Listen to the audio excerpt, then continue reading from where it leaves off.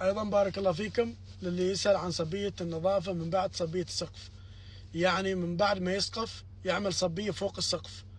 ليش هذه صبية النظافة ما موجودة.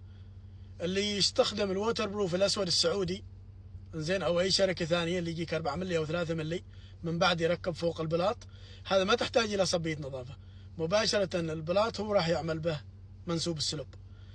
بينما اللي يقول لك أنا أريد أصب صبية نظافة من بعد صبية السقف اللي هي تسمى صبية سلب، فأنا أفضل اللي خلاص محدد إنه راح يستخدم الووتر بروف هذا الصبغ اللي هو الأبيض زين، راح يستخدم هذه النوعية من الووتر بروف، فأفضل أن منسوب السلوب يعمل مباشرة عند صبية السقف.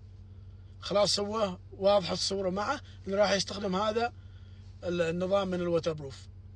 بينما لا، أنت خلاص ووتر بروف راح تستخدم السعودي هذا الأسود أو 4 ملي أو 3 ملي، بعد هذا راح تركب فوق بلاط منسوب السلوب راح يكون في البلاط.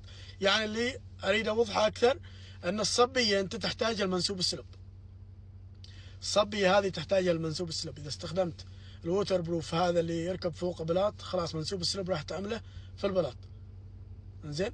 بينما أنت لا، أنت تريد تستخدم اللي هو الصبغ الووتر بروف أو العازل اللي هو نوع الصبغ، فهذا أنا أفضل أن تكون الصبية صبية السطح هي اللي فيها منسوب السلب، بدل لا تعمل أكثر من طبقة في السطح بنفسه، لأن أحيانا تحصل فضاء ما بين الصبية هذه والصبية اللي تحت، فتحصل كرباخة وتحصل الماء عند الأمطار وغيره في هذه المنطقة، منطقة ما بين صبية النظافة وصبية السطح اللي موجودة، تحصل في وسطها ماء، وبعد ذلك يظهر معك على السطح رطوبة، تظهر معك رطوبة.